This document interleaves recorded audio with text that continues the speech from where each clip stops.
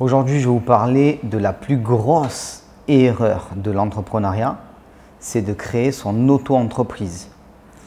Alors, je sais que ça va à l'encontre de beaucoup de choses qu'on a pu vous dire.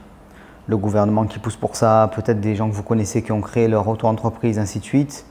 Mais en fait, c'est une énorme erreur en entrepreneuriat, on va en parler. Il y a un seul avantage que vous pouvez en tirer. Et je vais vous dire c'est lequel en fin de vidéo. Donc restez bien jusqu'au bout. Il faut faire très attention avec les idées reçues en business. On se dit que l'auto-entreprise c'est un super statut, facile pour commencer et tout ça. Quand c'est facile pour commencer, c'est souvent difficile par la suite, vous allez comprendre. N'oubliez pas que ce que l'État vous donne d'une main, souvent il vous le reprend de l'autre. Donc attention à ça. Mais avant, très important pour toutes les personnes qui veulent créer leur business, le développer ou reprendre un business, ce dimanche à 20 h, on fait une webconférence de formation. C'est en direct et c'est interactif. Vous pouvez me poser toutes vos questions. On va aborder plein de sujets. Quel type de business choisir, comment on monte sa holding, comment on fait de l'optimisation fiscale, comment on définit sa stratégie, énormément de choses. Je vous laisse regarder au niveau du programme. Réservez votre place maintenant parce que j'utilise un logiciel qui bloque en fait à partir d'un certain nombre de personnes. Donc je vous laisse regarder ça juste en dessous et on se retrouve donc ce dimanche à 20 h pour la webconférence et on va parler maintenant de voilà, cette erreur monumentale que font beaucoup de personnes en étant auto-entrepreneur. Alors déjà, pour commencer, ça c'est un peu de l'état d'esprit, mais c'est super important. Quand vous êtes auto-entrepreneur, vous êtes en micro-entreprise. Qui dit micro-entreprise dit micro-entrepreneur. Qui dit micro-entrepreneur dit micro-résultat. Déjà, vous vous sabordez en fait psychologiquement. Vous commencez déjà en micro. Voilà, moi je suis micro, je ne vais pas aller plus loin que ces chiffres-là et ainsi de suite. Alors on vous dit souvent, ah, mais t'inquiète pas, quand tu vas atteindre un certain plafond, tu vas pouvoir changer, tu vas pouvoir passer en société et tout, c'est vrai. Mais du coup, ça va poser des problèmes.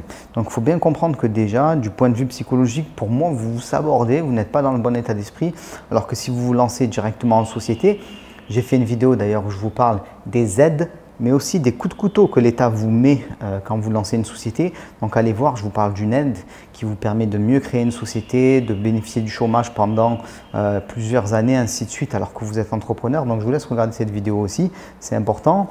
Mais du coup, vous n'allez pas pouvoir viser haut directement si vous êtes un micro-entrepreneur et vous n'allez pas bénéficier de certaines aides que vous pouvez avoir. Ça, c'est un premier point, voilà, un petit peu psychologique, mais aussi assez concret. Deuxième point qui est très important pour moi, qui est souvent énormément sous-estimé, c'est la difficulté supplémentaire que vous allez avoir à emprunter en banque quand vous êtes micro-entrepreneur. Attention, un auto-entrepreneur peut emprunter en banque. C'est juste plus dur et il va falloir qu'il ait de bons chiffres. Moi, je coach pas mal de personnes qui sont auto-entrepreneurs, ils empruntent. Mais souvent, la première chose qu'on fait, c'est qu'on restructure tout ça pour faire en sorte de passer en véritable société. Par exemple, une SASU, tu es toujours seul dans ta boîte, mais c'est une véritable boîte. Il faut bien comprendre que votre vie d'entrepreneur, à un moment ou à un autre, elle va passer par la case financement bancaire, que ce soit pour votre résidence principale, que ce soit pour investir. Voilà, c'est sûr. Donc, on le sait, un auto-entrepreneur a plus de mal à emprunter qu'une société classique. Très important d'avoir ça en tête, notamment parce que vous n'avez pas de droit au chômage si votre auto-entreprise ne fonctionne plus. Très important. Autre point, vous n'avez pas de possibilité d'avoir des salariés. Alors les gens vont dire tout de suite, ouais, mais c'est bon, je peux faire appel à des prestataires, il n'y a pas de problème, ainsi de suite. C'est vrai. Mais étant donné que ton chiffre d'affaires pour rester auto-entrepreneur, il est plafonné, la part de travail que tu peux déléguer, elle est plafonnée aussi. Si tu as un chantier à faire, je ne sais pas, et c'est 50 000 € de chiffre d'affaires, tu peux vite monter jusqu'au plafond. Et si tu te délègues, si le truc, tu le factures 50 000, il y a une forte probabilité que ton prestataire il te demande au moins 40 000 ou peut-être 35 000, ça dépend ce qu'on fait, hein, c'est des chiffres fictifs tout ça. Mais tu comprends que la marge qui te reste à toi en bénéfice, elle est plus faible. Donc en fait, même si tu peux faire appel à des prestataires, ça va être vite limité. aussi.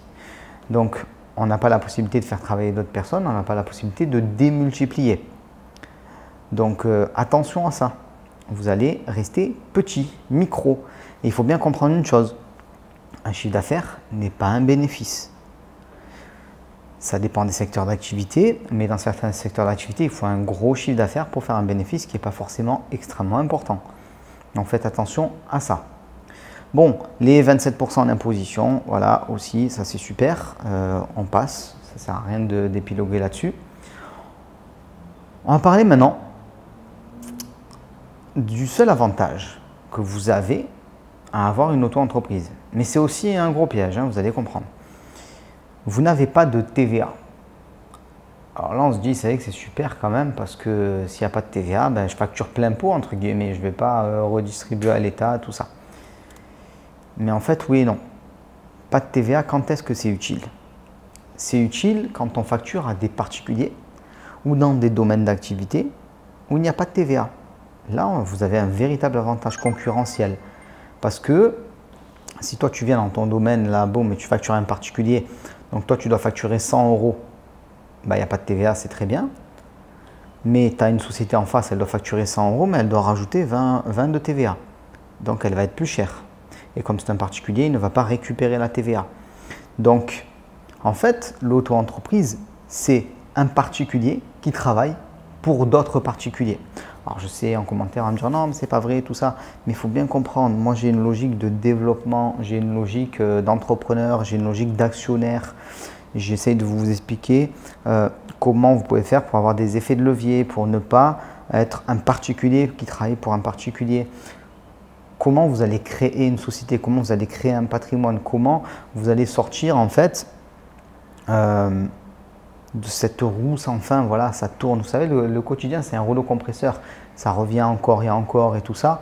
Et la vie d'un auto-entrepreneur, pour moi, c'est comme s'il y avait un rouleau compresseur qui était derrière vous et vous devez courir encore et encore et encore et encore. Donc, faites attention à ça, c'est extrêmement important. Ne vous laissez pas conseiller par des personnes qui viennent de créer leur boîte ou je ne sais quoi, qui n'ont pas d'expérience. Ça ne fonctionnera pas. Et aussi, faites attention quand vous prenez vos conseils des fois chez des comptables, parce que la seule personne qui peut vous conseiller correctement, c'est celui qui connaît la totalité de vos objectifs personnels, professionnels, de vos volontés, de vos points forts, de vos points faibles, de la direction que vous voulez prendre. Et vous savez qui c'est ça? Ben, c'est vous. Il n'y a que vous qui pouvez avoir ça, ou une personne avec qui vous allez être en mentoring et avec qui vous allez discuter de nombreuses heures de tout votre parcours ou sur toute une année. Là, vous allez pouvoir avoir ce niveau d'échange nécessaire pour pouvoir vous adapter. Mais très souvent, moi, ce que je vois chez des comptables, et c'est normal, ils n'ont pas le temps de s'enquérir de tout ça. Ils n'ont pas le temps d'apprendre à vous connaître et ainsi de suite. Et donc, ouais, l'auto-entrepreneur, c'est cool pour pas mal de gens qui vont faire une petite activité, un peu d'argent, tac, tac, tac, et voilà. Mais si vous voulez aller plus loin, si vous voulez vous développer, si demain vous voulez investir en immobilier, si vous voulez créer une holding, faire des synergies, si vous voulez diminuer au maximum la fiscalité, ben c'est loin d'être le régime le plus avantageux. Il faut le savoir. Donc, si vous voulez en savoir plus sur ça, vous regardez en dessous, je vous l'ai dit, ce dimanche, 20 h, webconférence, création de business, développement de business, reprise de business. Ça, vous voyez ça en description. Et aussi, de toute façon, il y a 3 modules de formation offerts. Donc, regardez, on parle de vos objectifs, des étapes que vous allez devoir traverser en tant qu'entrepreneur et pas mal d'autres sujets. Donc, je vous laisse regarder ça et on se dit à ce dimanche 20 h pour la webconférence qui est en direct et interactive. Vous pourrez me poser toutes vos questions.